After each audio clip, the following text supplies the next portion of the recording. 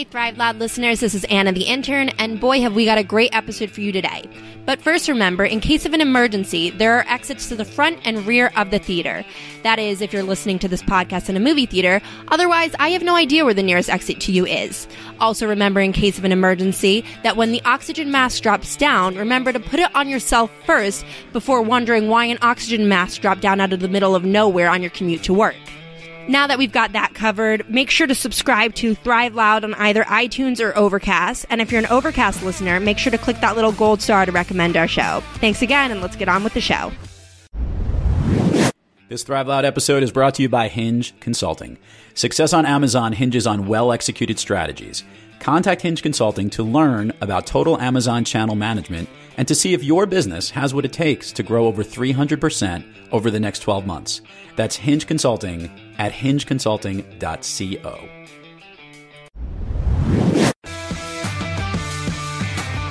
Get ready to Thrive Loud with Lou Diamond. Welcome, everyone, to another episode of Thrive Loud with Lou Diamond, connecting you to the most inspiring and amazing people that are thriving each and every day. Today on Thrive Loud, we bring you branding and messaging keynote speaker, messaging strategist. She's a former TEDx Cambridge producer and the current TEDx speaker coach. She has been known as the idea whisperer. And for some reason, a reluctant marathoner. We're going to ask her about this. She has found a way to decode why we do what we do.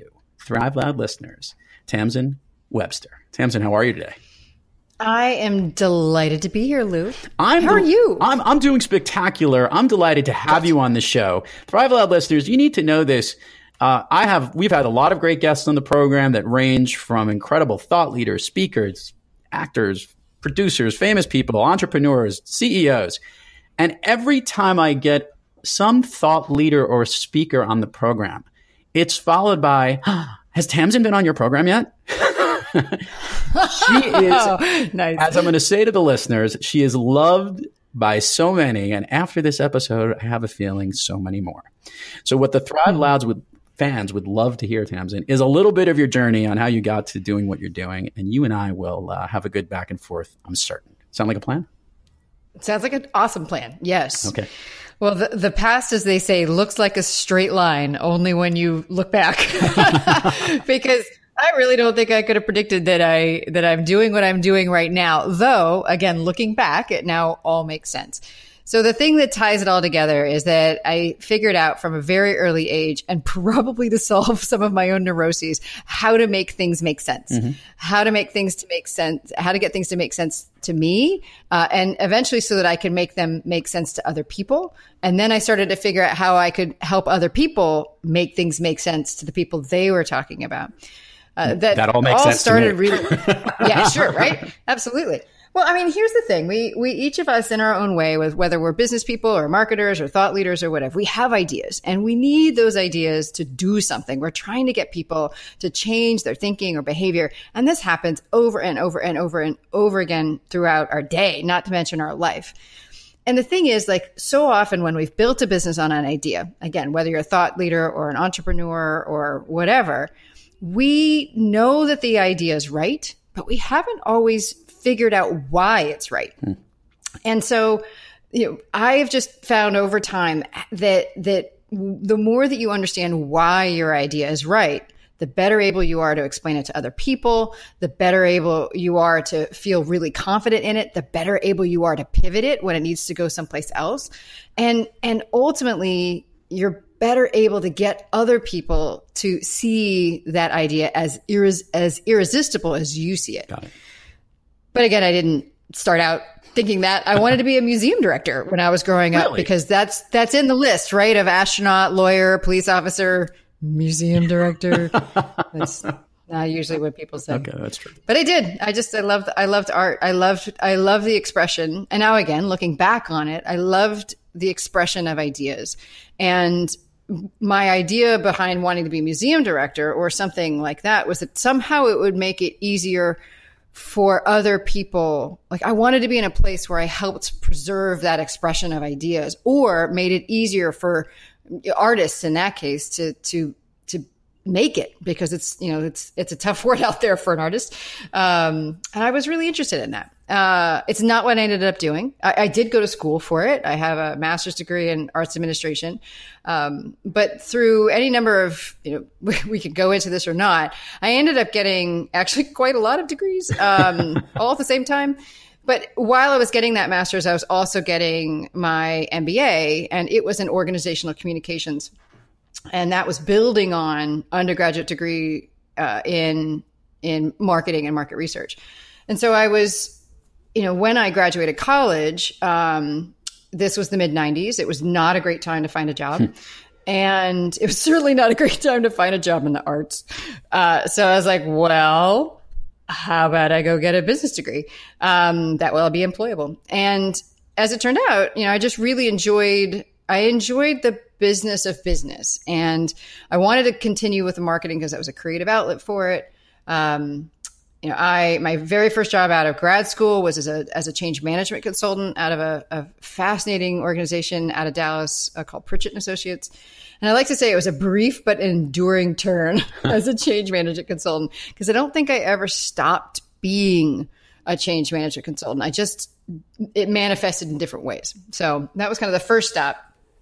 And it was no ding on Pritchett. It's just Dallas and I didn't get along. I mean, your listeners can't see me, but on site, I don't really fit in with Dallas. Not blonde, not tall. Oh, that's generalizing the whole state. Come on, It is. No, it's generalizing Dallas, which even Dallasites would tell you it's not entirely true. So that's, Dallas. I have a lot of love for Dallas, but it just wasn't a good fit for me. Kind of just where I was. And so I took a 50% pay cut and went back to the museum world for a bit. But I took a marketing job with the museum world. Okay. And from there, things just kind of evolved out. And, from the museum, I went to work at Performing Arts College. And from Performing Arts College, I went to work with Harvard Medical School. Again, past a straight line. These decisions all made sense at the time. The medical school is fascinating because that was one of the first places I really was challenged. It had always been easy for me to figure out how to get other people to love the arts because I did. So that was the thing. I already knew why it made sense and I could explain it to other people. But the medical school, what I was in charge of there was the fundraising communication strategy for Harvard Medical School. And so, that's got some built-in challenges right there. Because it's Harvard, first of all. So, and as your listeners may know, that if Harvard were a country, it would be the 18th largest by economy. I mean, that's how much money Harvard has. So when you're in charge of the fundraising communication strategy for one of the schools of Harvard, there is a giant avenue of ask that is the core of most nonprofits, which is we need the money, that Harvard simply can't in any way, shape, or form argue, because Harvard doesn't need the money. So that was such a fascinating challenge for me to figure out, well, how do we get people who are willing to donate, because there are plenty of people here in Boston and around the country and around the world who love to give charitably. How do we make them connect, and how can we get them to see that Harvard and the medical school in particular was a good match for them?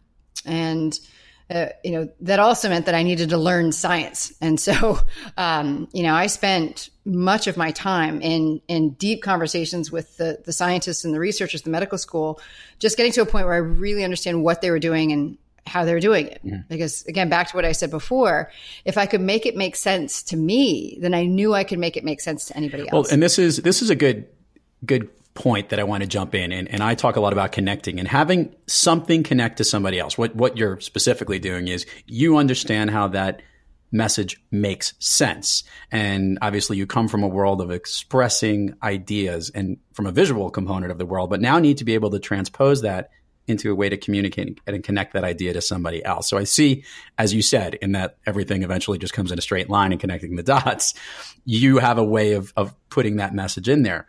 When did you start to realize as you were doing this that you were figuring out, I know how to do this and I could help people do this? Because that's really what the skill is. It's not so much that you can make it make sense. It's how you get others so they can do it too. Yeah. It's funny because I've been doing a lot of, retracing of steps, and particularly my history as a speaker. So I really started to, it was when I was working at the medical school that I really started to speak on behalf of the organizations I was working with. So, as with any industry, there's associations for fundraising and marketing and in higher education and scientific institutions and nonprofits, and always looking for speakers. And I had developed a system for figuring out what our donors really cared about and a way to link that up to the things that we needed to have funded. And rather than classify them based on how much money they gave, which is again very common in nonprofits, what I found by doing all this research, by talking with folks, by informal surveying, there wasn't anything formal, really discovering that there were specific things that the donors were trying to achieve with their gifts. And if we could craft the message around that, then we could start to create that link between what they really wanted to achieve and why a particular initiative was a way to accomplish that for them. And once I come up with that system, I was like, well, it seems to me that other people are in my same situation where they're working in colleges or universities, nonprofits, where we famously don't have large budgets. And that was also true at Harvard, by the way. Actually, at Harvard, I had the smallest budget to work with of any other place I've ever worked when, as the head of marketing communications.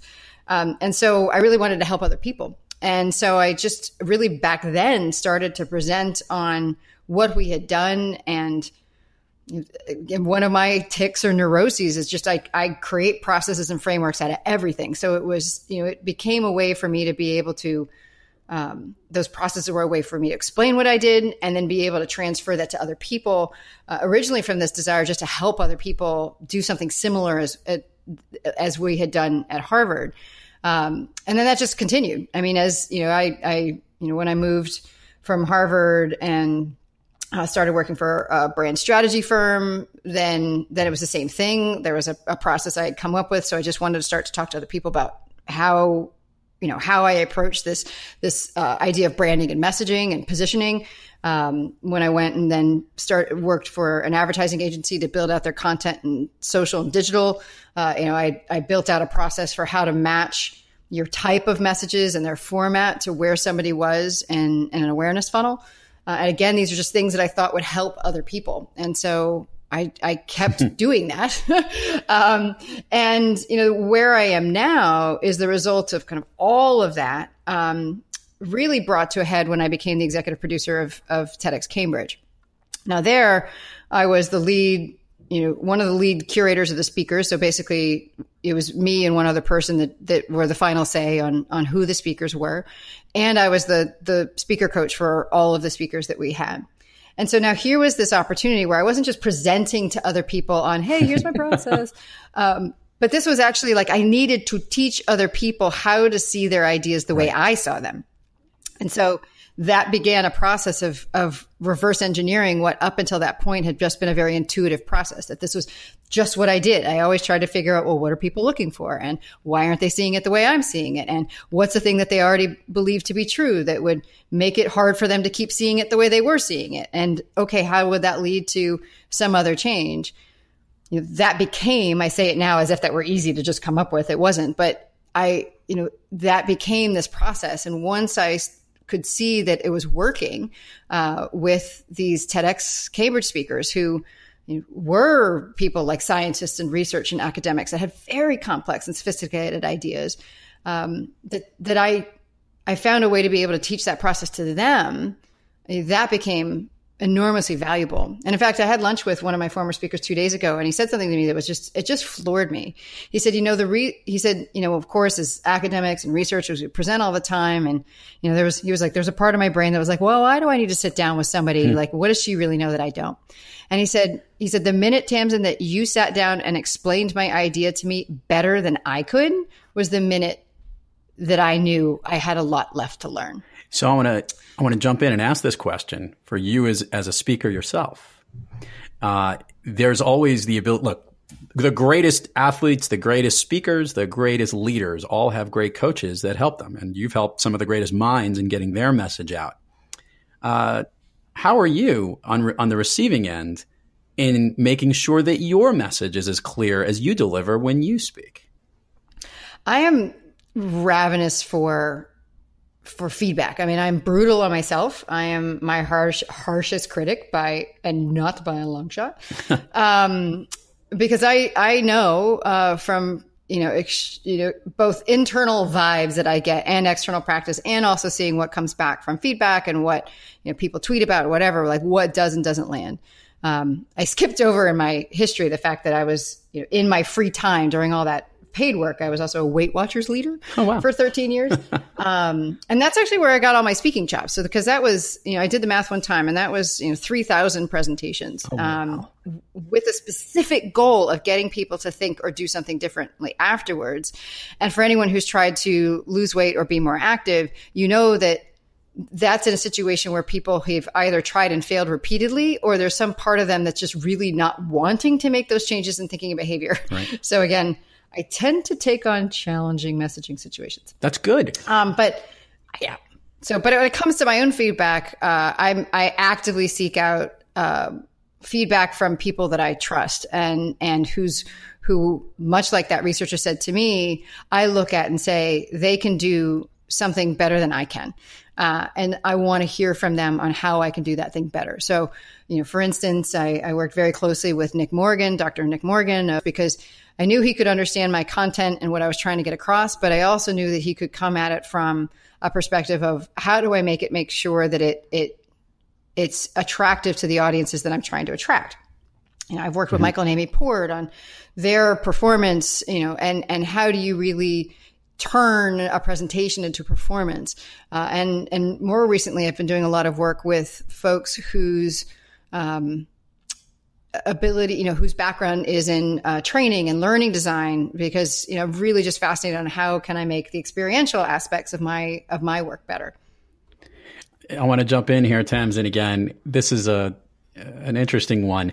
Coaches are trained to focus on making sure they come from a place of asking questions versus telling. A lot of ways that we learn, there's the ask-tell matrix in our lives. It turns out that at a certain point of our age, we've learned that when we're told something, we learn effectively and we assume it's correct. 1 + 1 is 2. A professional doctor tells us the condition that we have. A lawyer gives us facts. An accountant tells us the right thing that we need to do. Yet as it comes to improving leaders or speakers or performers, it turns out that when we come from a place of asking, which consultants and coaches do. So here's a question I have for you. Because in your brain, you're able to see things so quickly, there's probably a temptation to want to tell the person what the right solution is.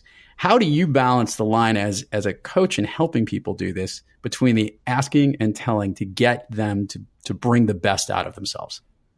One of the first places I start with when I'm working with someone too is to clarify what role do they most want me to play, a coach or a consultant.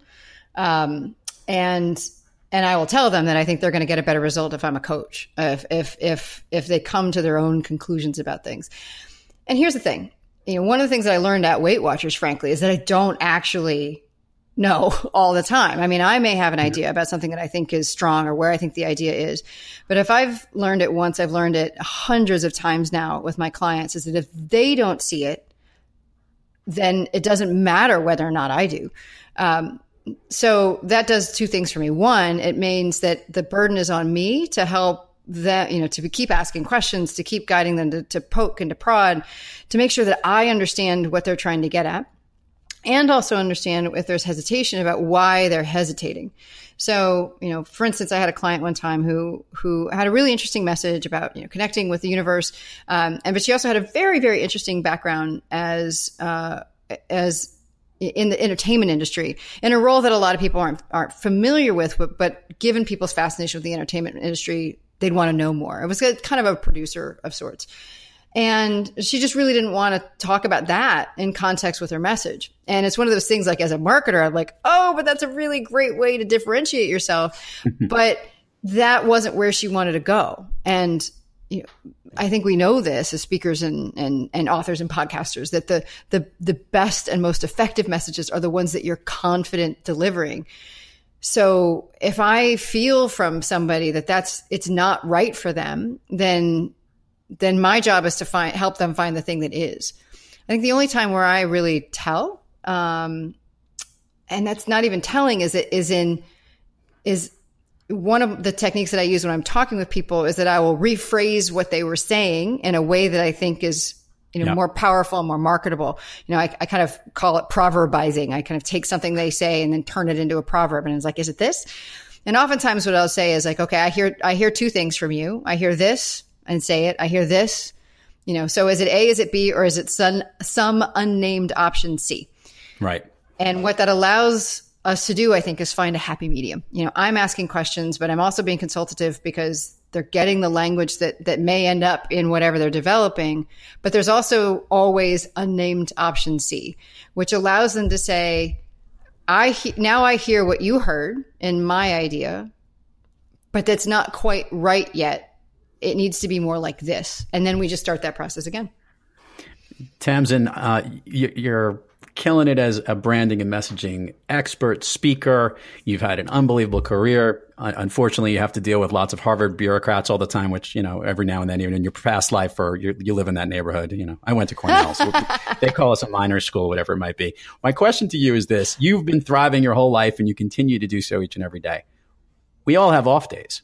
When you have trouble thriving, who or what practice do you turn to get yourself back on the thriving track? Well, the first person I'll turn to kind of get the thriving back on track is my other half, my amazing partner in all things, and that's my husband, Tom Webster. We are each other's second and last spouses, we like to say. And I really couldn't imagine a more complementary and collaborative match. And I mean that because, all the places where I don't feel strong like he does. And I think, one of the ways we express it is that we drive in each other's blind spots. Like that's like we see what the other person doesn't, but one of our primary rules for each other is that we're always a champion of each other. So, he's learned to deal with my process of when I'm not feeling strong, which was, hardened through. I had to smile when you say that I've always been successful and whatever, and I'm like, no. In fact, for 17 years, I was very much in the grips of a pretty debilitating panic disorder. And one of the lessons I learned in getting past it, which 10 years, last year was the 10-year anniversary of being panic free with no medication and no panic attacks. One of the things I've learned about myself is that if I feel something, I need to get it out right away. And it's probably good that I'm an entrepreneur now. Because, it's best for me if I can just like express whatever that strong emotion is and then come back. And he's really good at just holding space for that. Knowing that that's all I'm going through right now. I'm not asking for something to get fixed because he also knows that I'm perfectly capable of fixing it myself. And that's one of the reasons why he's such a great partner for me, which gets to the second question is that you asked, which is, what do I do? And for that, I'll indirectly, it goes back to Tom because, he introduced me to this phrase by the author Eckhart Tolle, where you ask yourself, where am I strong? What makes me feel strong? And so when I'm in those moments of not thriving or feeling like I'm not, one of the first things I try to do is something that I know makes me feel strong.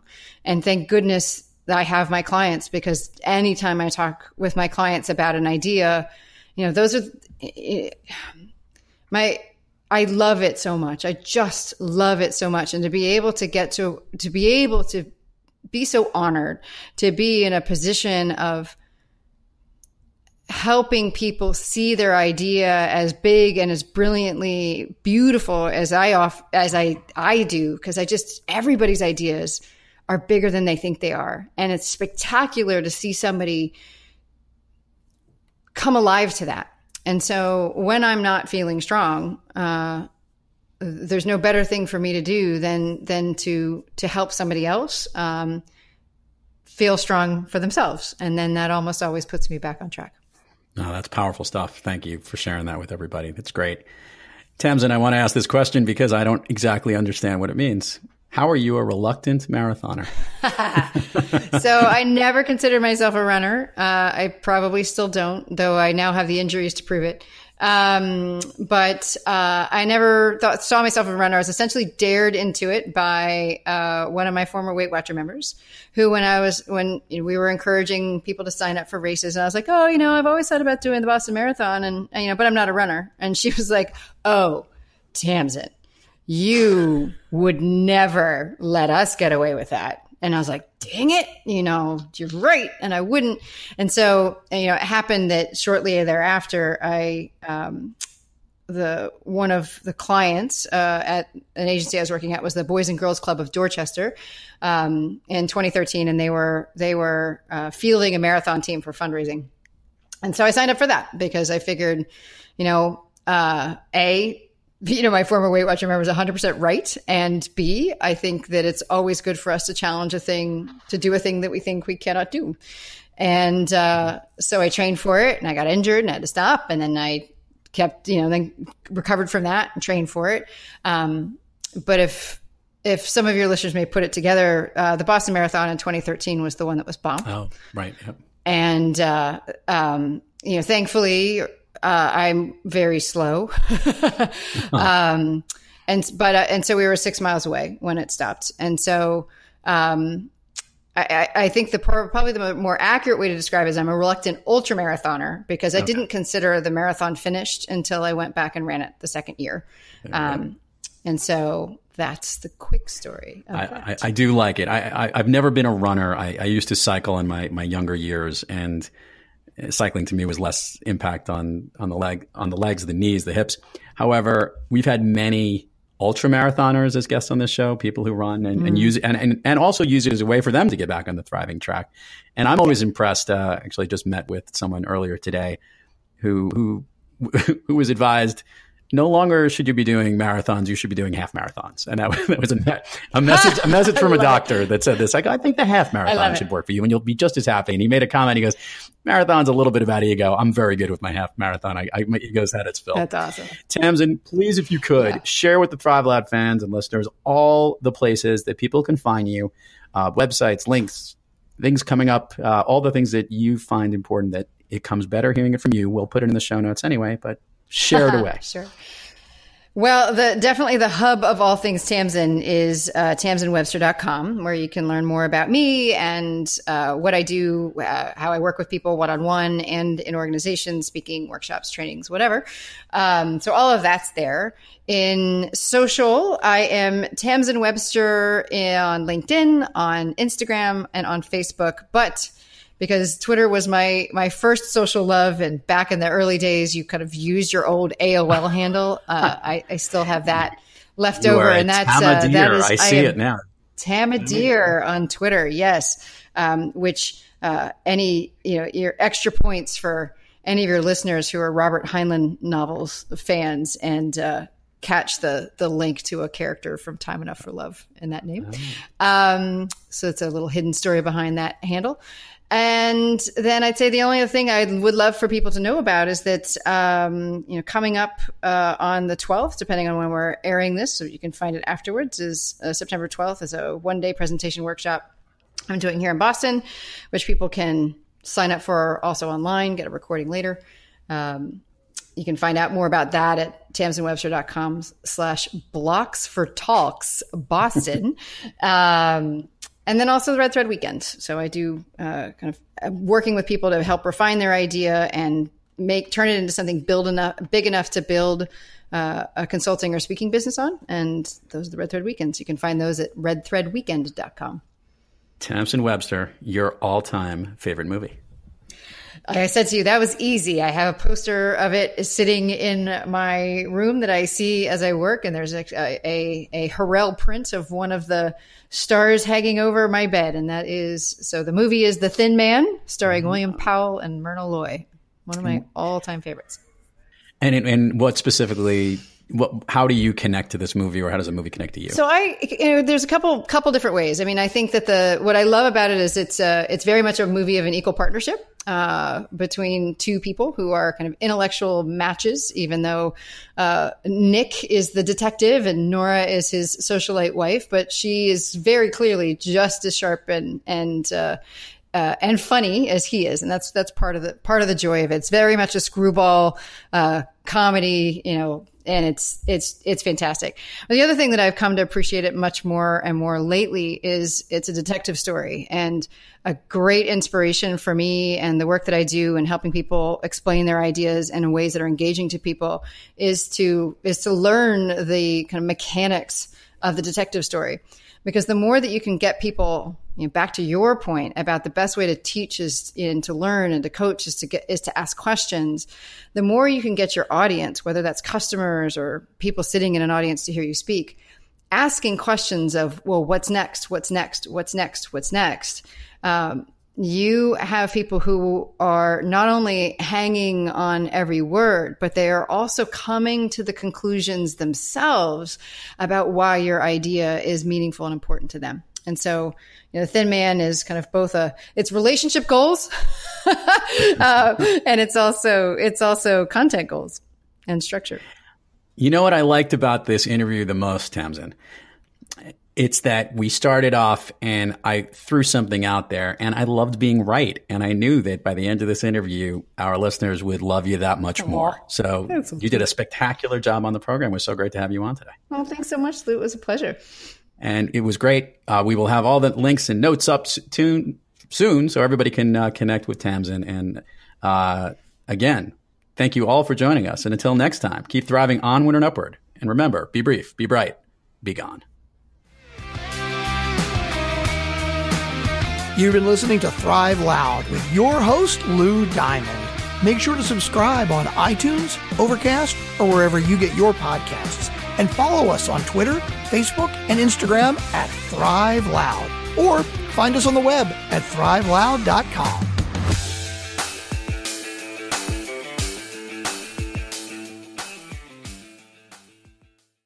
Lou Diamond of Thrive Loud is a professional podcaster. Please do not try this at home. The information on Thrive Loud is not intended as legal, medical, or financial advice. While Lou Diamond is an author, he is not an attorney, nor does he play one on TV. The guests on Thrive Loud are amazing. Should you desire to be amazing, go for it. That's what the show is all about. If your definition of amazing is jumping out of a plane, skydiving, mountain climbing, bungee jumping, or synchronized skeet shooting, please wear a helmet and a signed permission slip from a parent or legal guardian is required. The Thrive Loud guests' all-time favorite movies mentioned in this interview are merely their opinions and do not reflect the opinions of Lou Diamond, the Thrive Loud production team, or the Motion Picture Association of America. Unless, of course, if the movie is Godfather 1 or 2, Shawshank Redemption, Rocky, or Pee-wee's Big Adventure. Any resemblance to any living person or deceased is coincidental. Any reproduction or rebroadcast without the expressed written consent of Major League Baseball is prohibited. No guests were harmed in the making of this podcast. However, a few production interns can neither confirm nor deny if some audio equipment shorted out and caused a spark, which may have led to the creation of a large bonfire in the parking lot during the big game. Shake well before use. Keep frozen until ready to serve. No purchase necessary to win. Actual retail price may vary. See dealer for details. Caution may be hot. Use only as directed. Not to be taken internally. Keep hands and feet inside railing at all times. Void where prohibited. Certain blackout periods may apply. Batteries not included.